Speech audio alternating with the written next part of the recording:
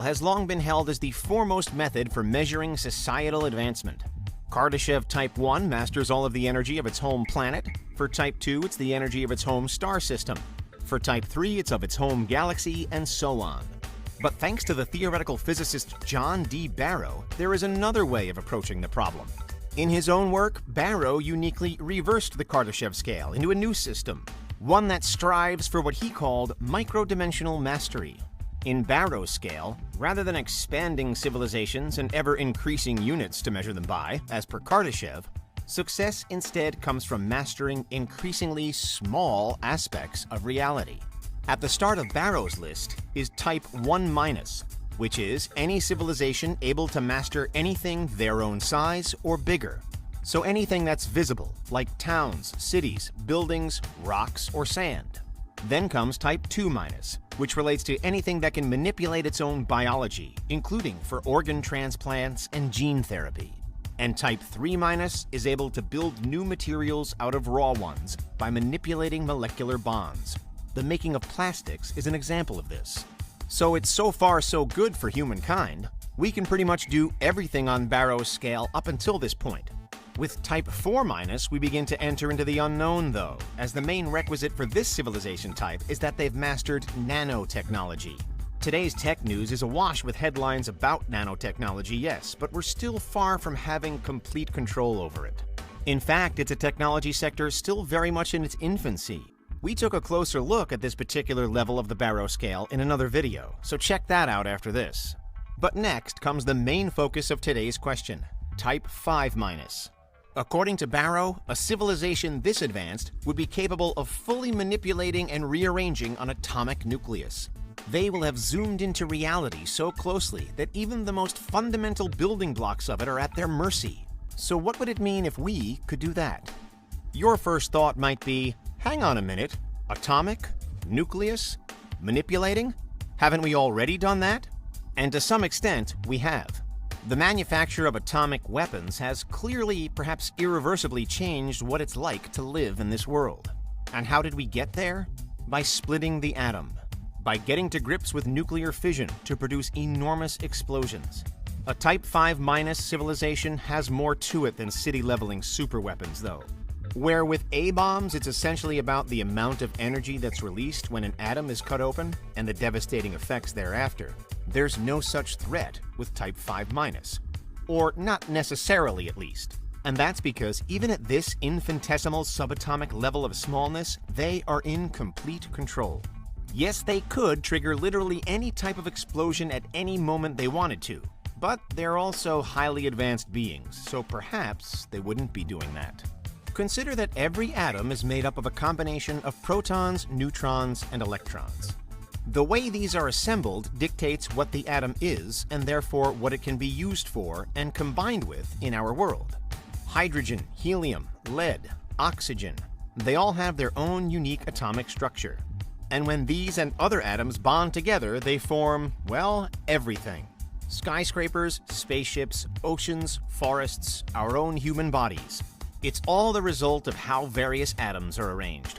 For Type 5-, however, all of that is kind of irrelevant to how they would live their lives. At any time, a Type 5- being would be able to precisely change the atoms around them. So we can quickly see how the applications of this would be limitless. Imagine that you're trapped somewhere and you're running out of oxygen. For standard human beings, it's a potential death sentence. But not for a Type 5-. They would simply redistribute the atomic nuclei that were at their disposal until, fortunately for all concerned, there is enough oxygen to breathe again. For as long as there are nucleons, i.e. protons and neutrons of some description near at hand, a Type 5- can engineer the atoms they need. In fact, in the previous scenario, they'd feasibly have a choice.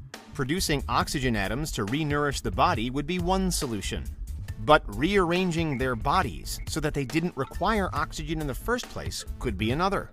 Although on paper, it does seem as though it would be the harder option of the two. With control over every single atom, and therefore every single molecule, and therefore every single solid, liquid, gas, material of any kind, a Type 5- would have incredible power from our perspective. As in shape-shifting, produce stuff out of thin air superpowers. They'd be able to walk on water because they'd know how to change the atoms of the water or of their own feet to make it so. They'd be able to turn water into wine because ultimately the difference between the two is how they're subatomically put together. They'd also be able to produce pure gold out of seemingly nothing just for the thrill of it. Clarke's famous third law says any sufficiently advanced technology is indistinguishable from magic. And that's exactly the situation we'd have here.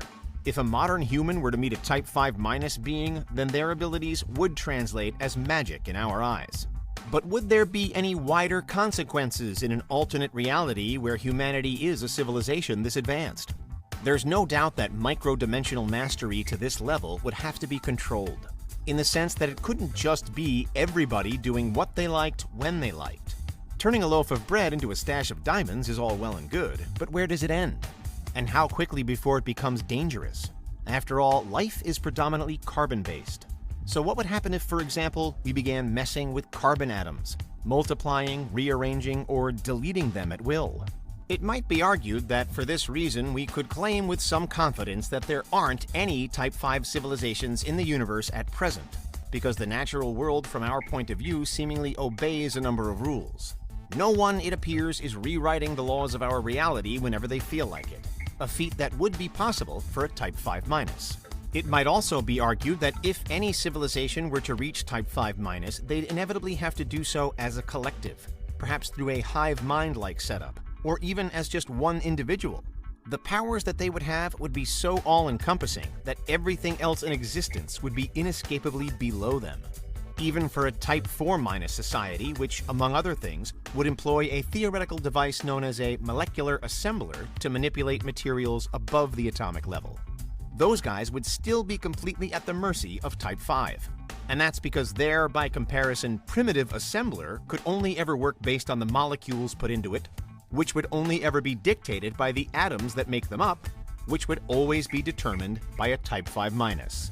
And yet, John Barrow's scale of microdimensional mastery does have two even higher levels, Type 6- and Type Omega-, at which point you're also in complete control of time, which, considering the scope of abilities possible that we've already seen at Type 5, is pretty mind-blowing. But what's your verdict? Will humankind ever reach these kinds of levels? If we were Type 5-, what would you do with all those extra powers? Fans of Barrow's inverted Kardashev scale often highlight a pleasing symmetry between the two systems, because the further along you get with Barrow, the more feasible it becomes to achieve the goals that Kardashev set out. Master something as small as the atoms around you, and suddenly bigger things like space travel become more possible, and megastructures, and perhaps even faster than light speed. It all depends on how far you can zoom in on reality and how firm a grip you can gain over it. Theoretically, it's possible to infinitely change almost everything that exists. And that's what would happen if humanity were a Type 5-